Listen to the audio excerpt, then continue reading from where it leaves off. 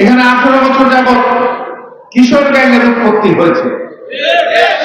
আগামী নির্বাচনটি অত্যন্ত কঠিন থেকে কঠিন হবে।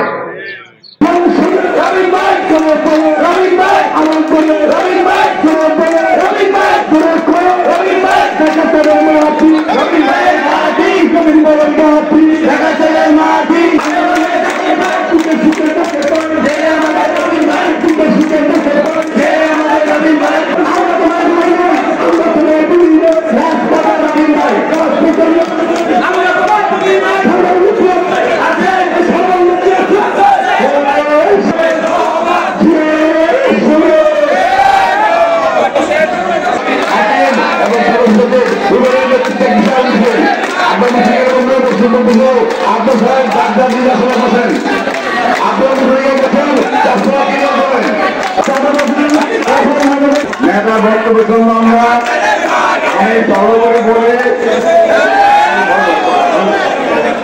পরিষ্কার পানি পাওয়া যাচ্ছে না।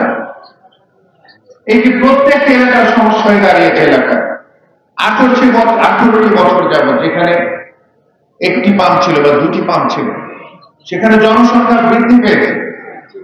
সেই হিসাব তারা করেন। এই 18 বছর যাবত তারা নতুন একটি পাম্প স্থাপন করার কোন কাজ তারা করেননি। এর পাশাপাশি আমাদের এলাকায় অল্প বৃষ্টিতে তলিয়ে যায় রাস্তাঘাট এবং মানুষের চলাফেরায় অনেক অসুবিধা হয়। এখানে 18 বছর যাবৎ কিশোর গ্যাংয়ের উৎপত্তি হয়েছে। সেখানে আমাদের মা বোনেরা রাস্তাঘাট দিয়ে হেঁটে যেতে পারে। সেখানে বিভিন্নভাবে তাদেরকে ইফতিজিং করা হয়।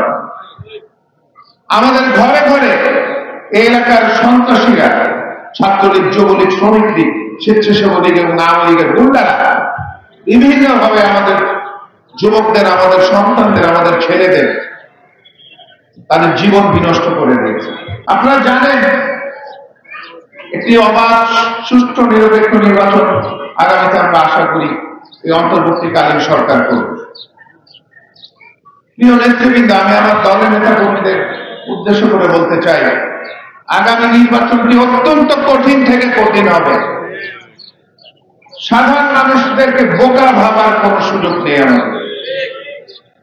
তারাই বাংলাদেশের মূল চাবিকাঠি। বাংলাদেশের সাধারণ মানুষ, বাংলাদেশের সাধারণ মানুষ সবসময় 5টি বছর চুপ থাকে, কিন্তু 5 বছর পর পর তারা কিন্তু তাদের ভোটাধিকার মাধ্যমে তাদের যে মনের ভিতর যে ক্ষোভ, যে চাহিদা যেটা থাকে, তারা কিন্তু সেটি প্রয়োগ করে। 18টি বছর তাদের মনে যে ক্ষোভ তারা চেপে রেখেছে, যে অন্যায়, অবিচার, অত্যাচার হয়েছে সেগুলির বিরুদ্ধে তাদের যে মতামত তাদের মনের মধ্যে ধারণ করে রেখেছে, আর আগামী নির্বাচনে সেটি প্রয়োগ করে তারা তাদের মতামত দিবে।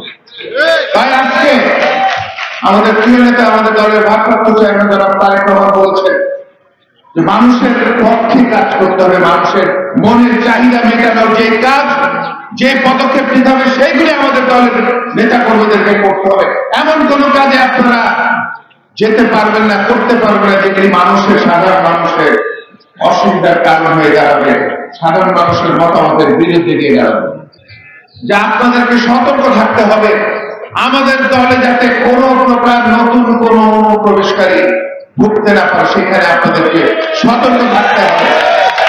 আমার দলের যে কর্মীরা, যে নেতা 18 বছর যাবত কষ্ট করেছে, যারা এই প্যাতিস শেখ হাসিনা নিপীড়ন, নির্যাতনের শিকার হয়েছে, বিভিন্নভাবে আমাদের দলের ভিতর বিভাজন তৈরি করার চেষ্টা করেছেন, আমার সেই নেতা কর্মীরা আমাদের দলকে রক্ষা করার জন্য যথেষ্ট। আগামী নির্বাচনে আমাদের দলকে জেতানোর জন্য যথেষ্ট।